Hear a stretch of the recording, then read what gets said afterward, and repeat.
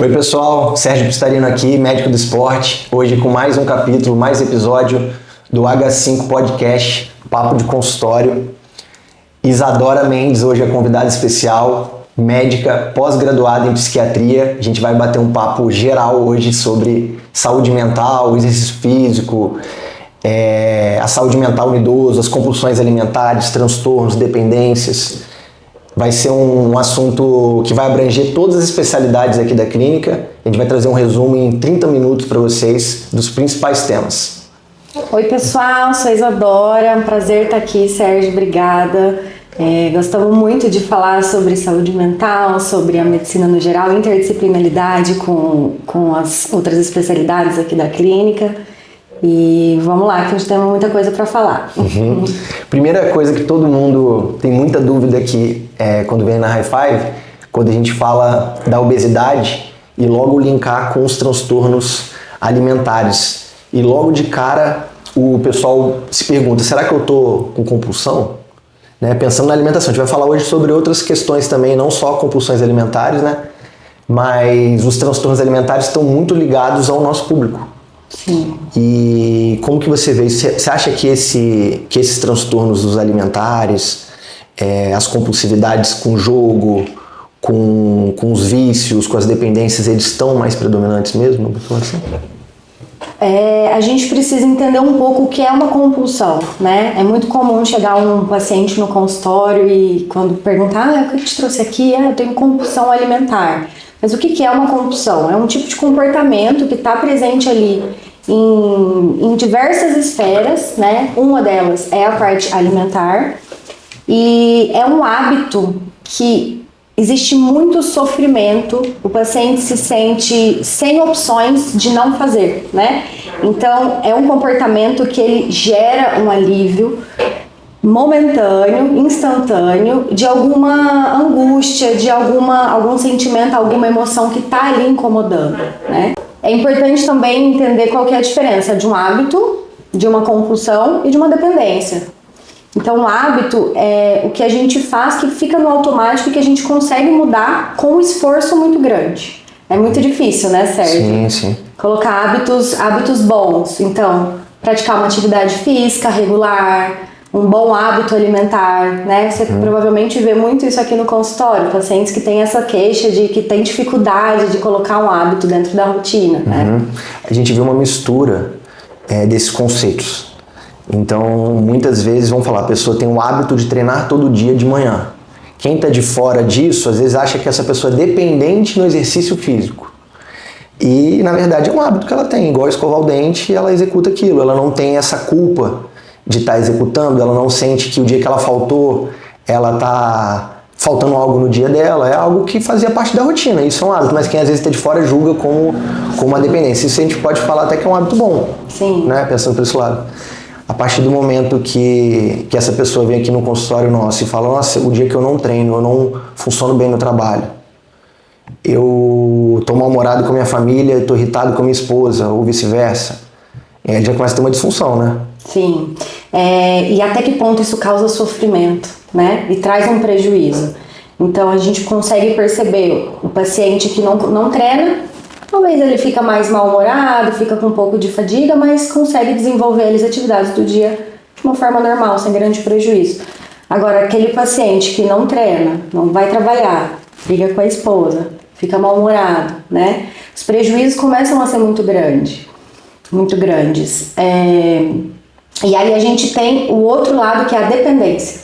A dependência é uma compulsão e que tem alguns mecanismos diferentes. Então tem a tolerância e a abstinência. O que é a tolerância?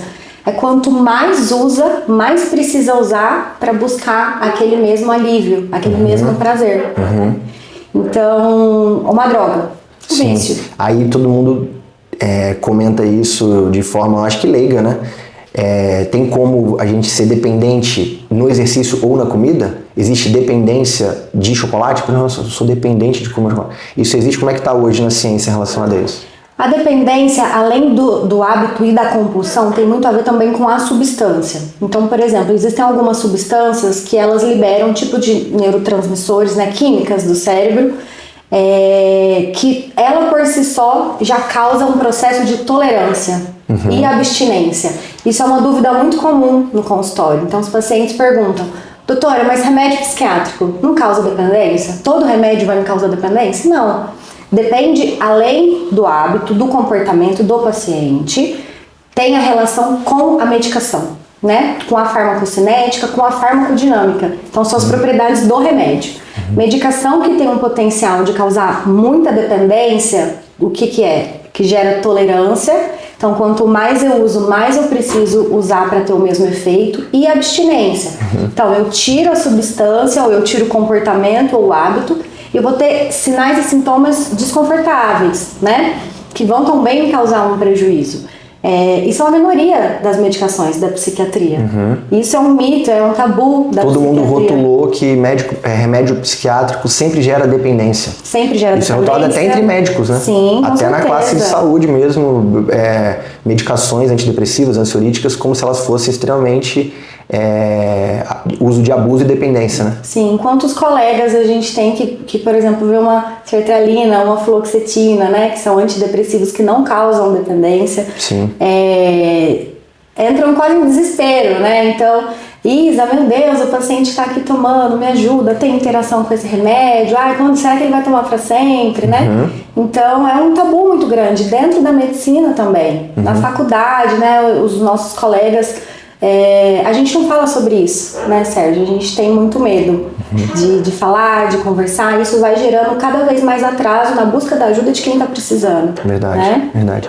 Só para a gente falar um pouco mais da compulsividade, como que alguém que está assistindo a gente pode identificar que aquilo não é só um hábito e está indo para um caminho de algum transtorno compulsivo, ou realmente ele pode estar sofrendo de uma dependência? Você poderia citar um exemplo prático, assim, ou uma forma dele identificar? Pode ser de qualquer, não necessariamente alimentação, mas você fica livre para dar um exemplo disso.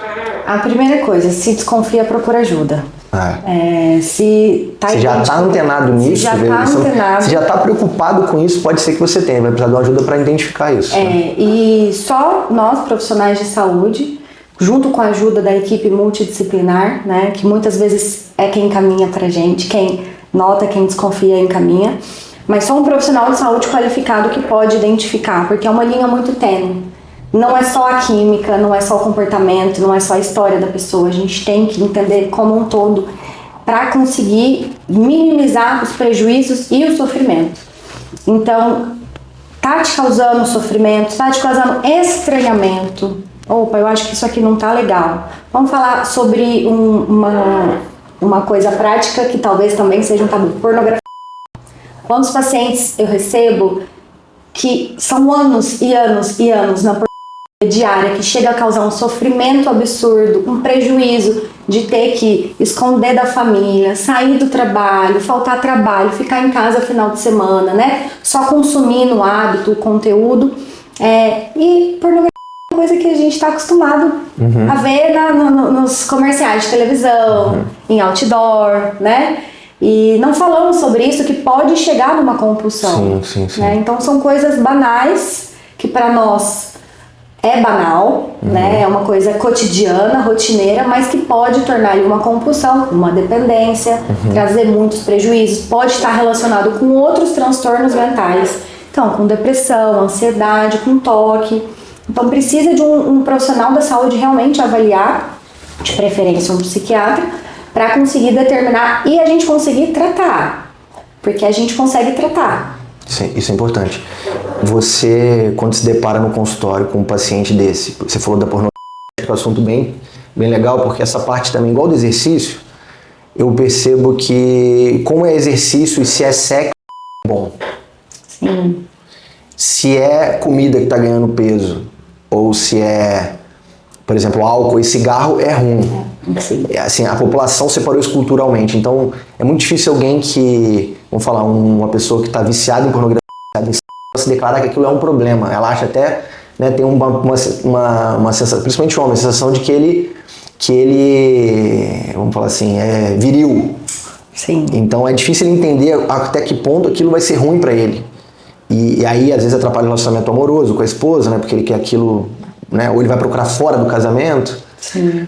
Então, a gente identifica que existem essas separações e a gente pode ter dependência, então, e compulsividade em coisas que, em hábitos, em atitudes que são, na verdade, podem ser rotuladas como saudáveis. Sim, né? Com certeza, com certeza.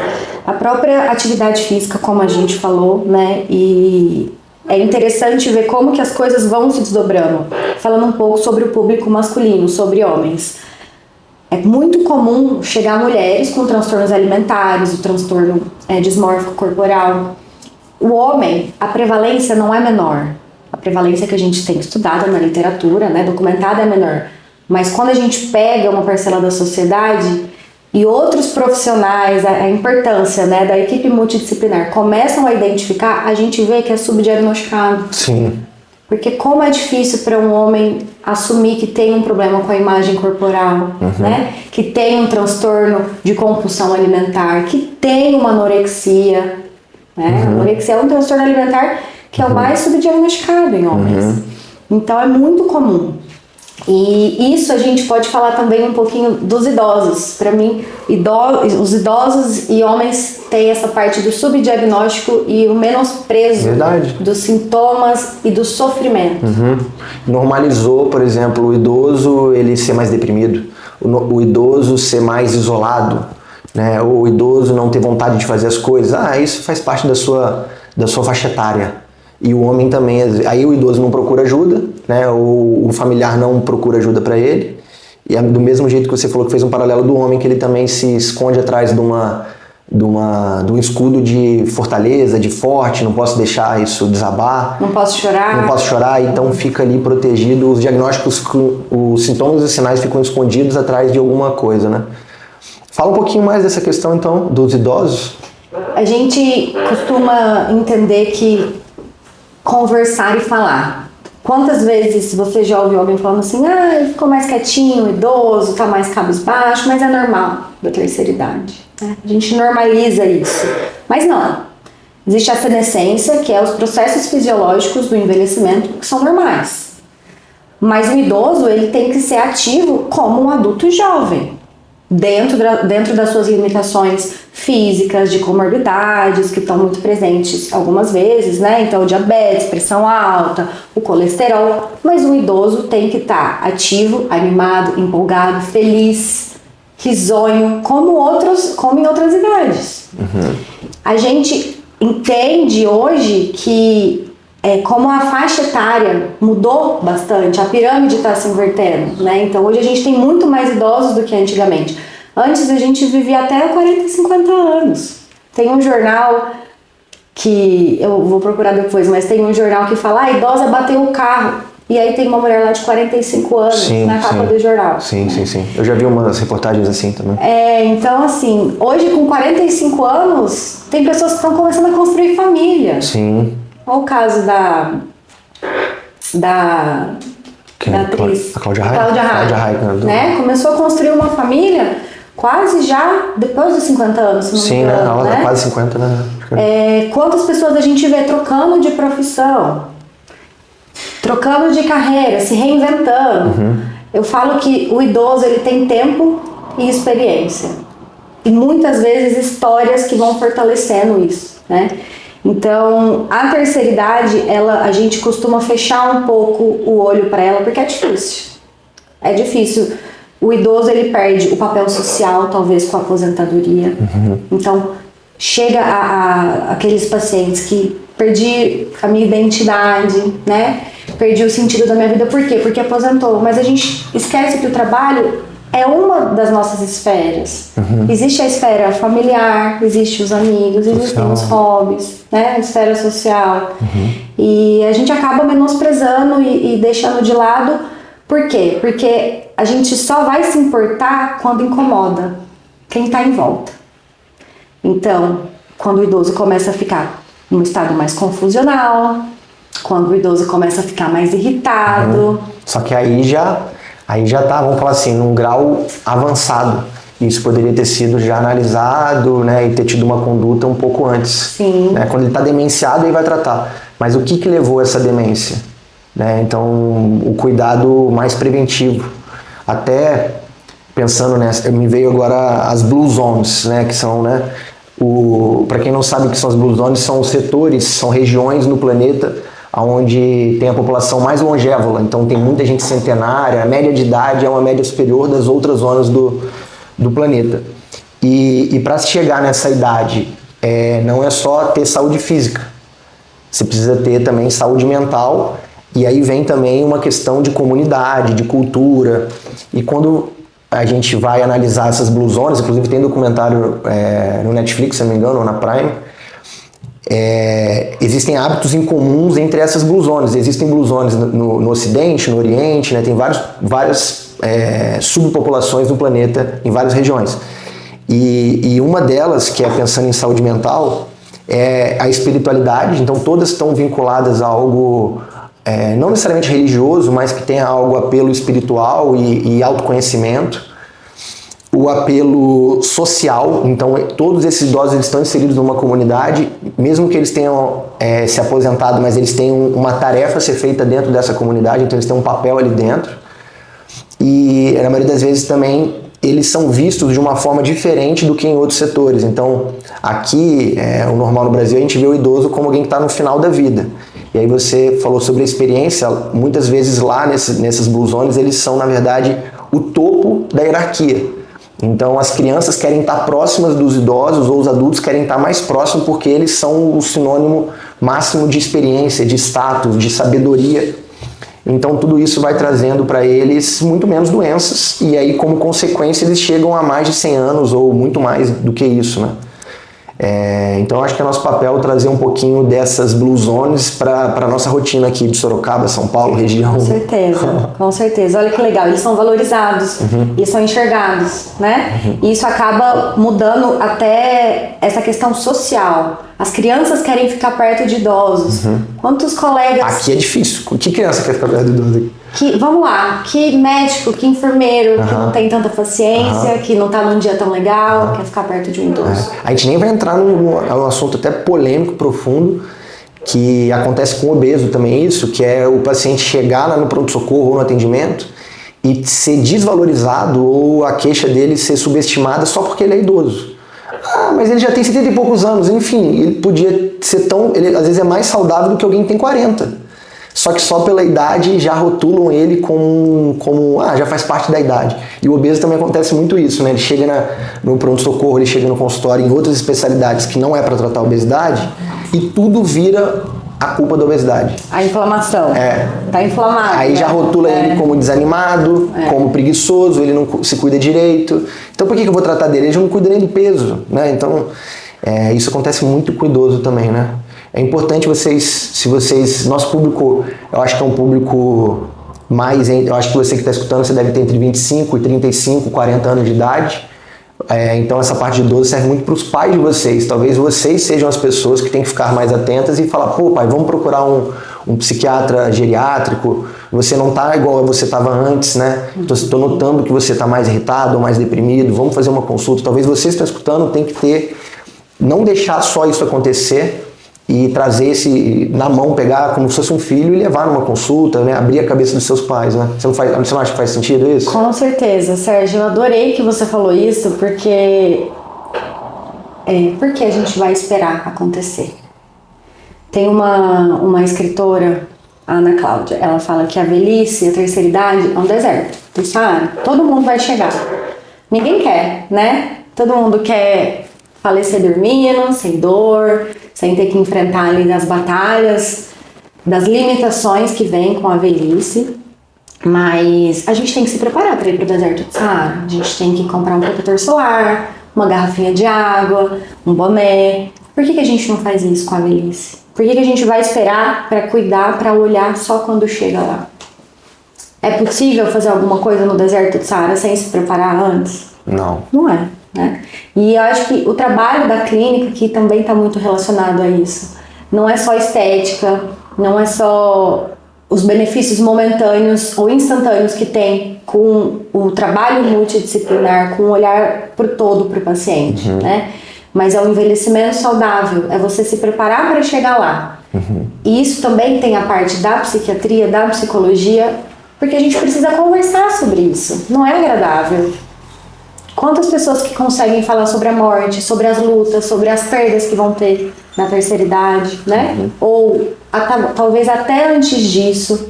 Então a gente tem que, como a psiquiatria, a gente tem que quebrar alguns tabus, como a pornografia que a gente falou aqui, como o transtorno de compulsão alimentar, transtorno de imagem em homens. A gente não fala sobre isso, é desconfortável. Mas se a gente não falar, as pessoas que estão em sofrimento não vão aparecer.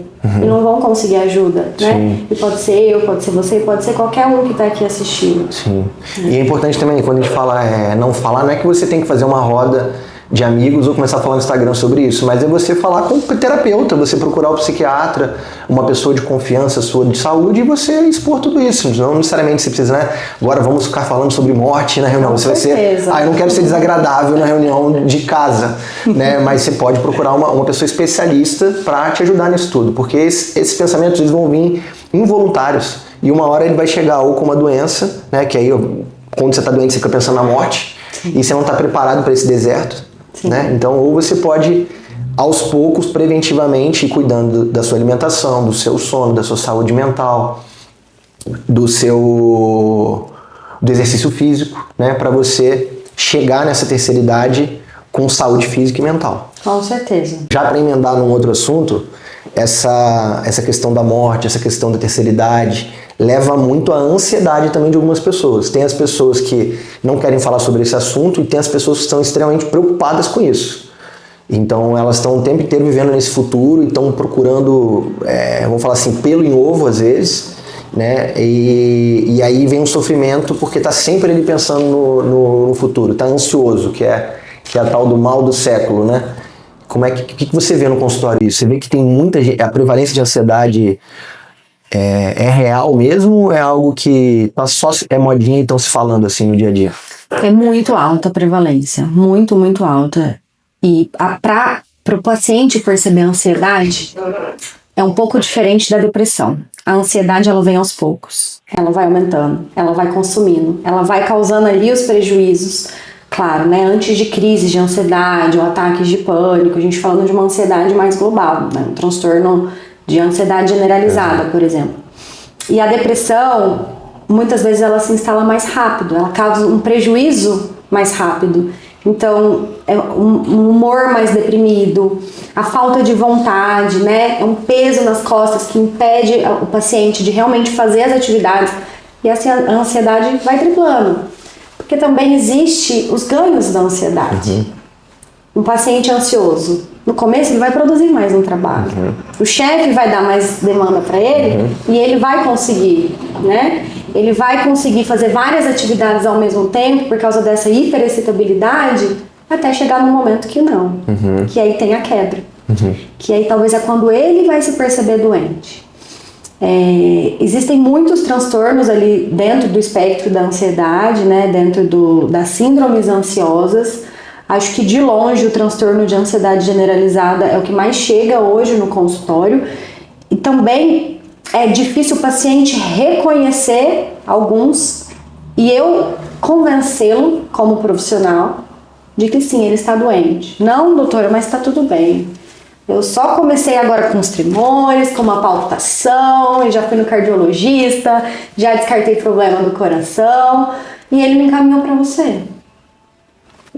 Mas tá tudo bem, tô produzindo, não tô dormindo, mas por que eu vou dormir? A sociedade hoje impõe um pouco isso, né? É o famoso trabalho enquanto eles dormem.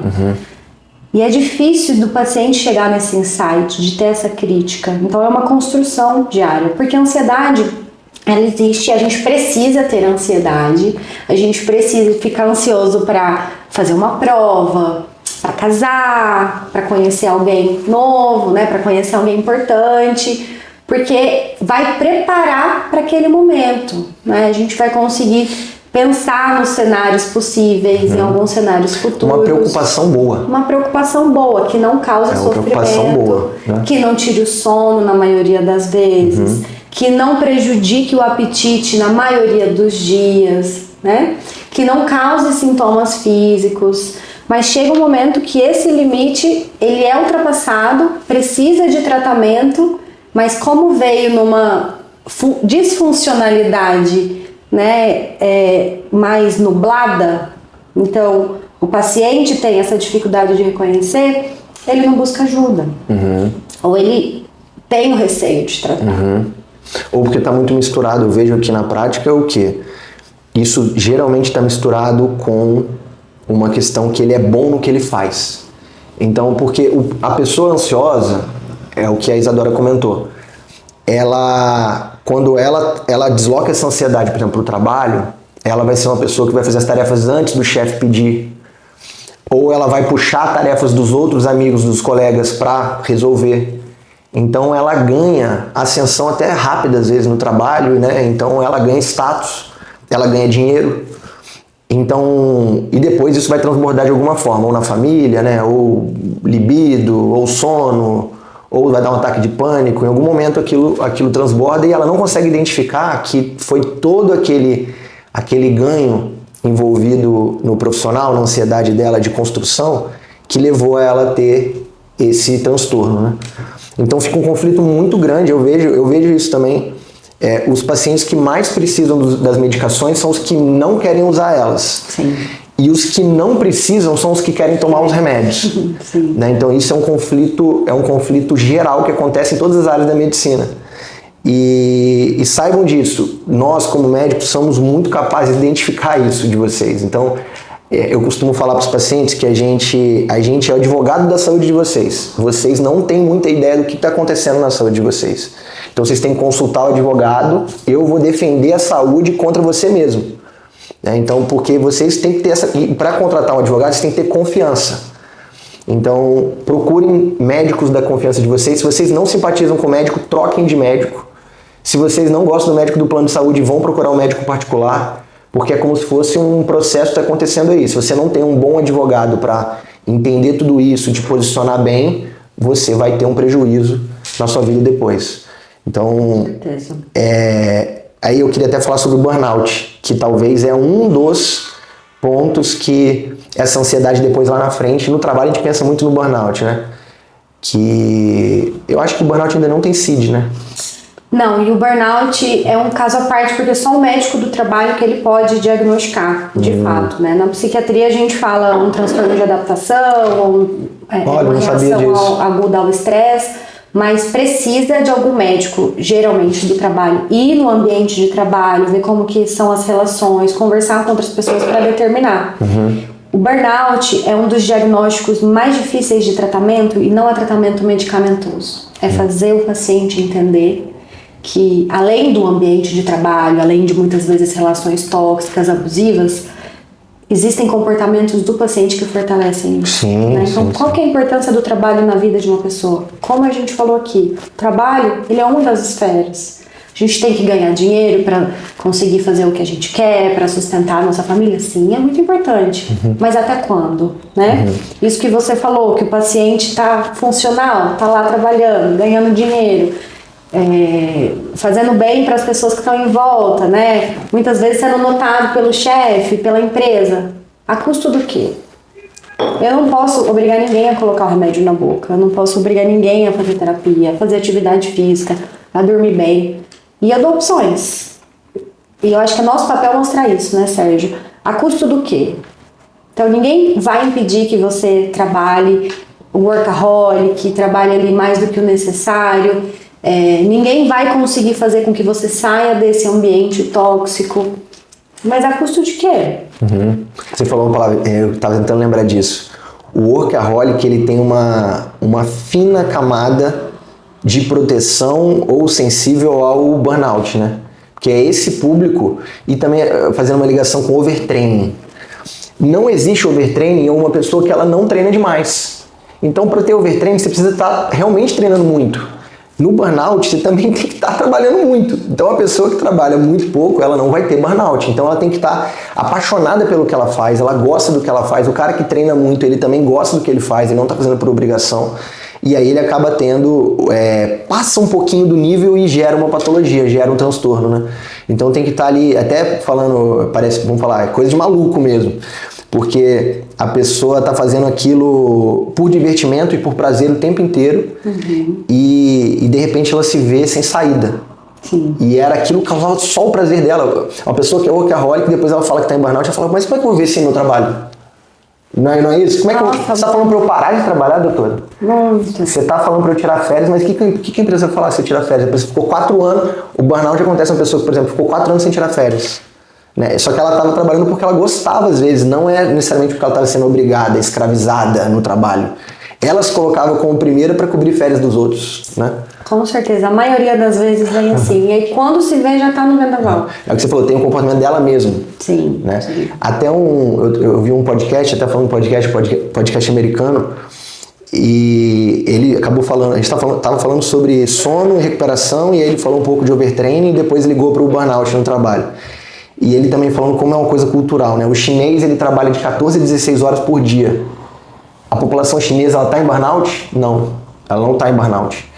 Então, não é o trabalho que leva ao burnout. Tem uma questão individual daquela pessoa, tem a questão do que acontece fora do trabalho, de como ela leva essa relação de trabalho, como ela se protege nesse trabalho dos problemas, né? E aí essa pessoa vai entrar no burnout. Então, imagina, numa empresa que tem, sei lá, 3 mil funcionários. Se fosse o problema da empresa do trabalho, os 3 mil estariam com burnout. Né? Claro que existem empresas que são mais abusivas ou não, mas você vê que vai ter um pequeno grupo ali que talvez se ele tivesse em outro trabalho, em outra empresa, ele também teria burnout. Então a culpa não é da empresa em si ou do trabalho. Aí já linkando de novo pra minha cabeça, explodindo de coisa aqui, a pessoa culpa muito o doce ou o chocolate ou a comida como é isso que me leva à compulsão. Né? Eu não posso ter chocolate em casa porque com chocolate em casa eu tenho compulsão. E é ela que é uma pessoa com perfil compulsivo e desloca no chocolate. Outra pessoa vai ser na cerveja, outra pessoa vai ser na carne, a outra pessoa vai ser... Aí rotula o chocolate como o vilão, né? Pega a substância, né? Ou a prática, ou a atividade, e esse é o vilão. Mas o que estava tentando ao buscar o chocolate? O que estava tentando aliviar?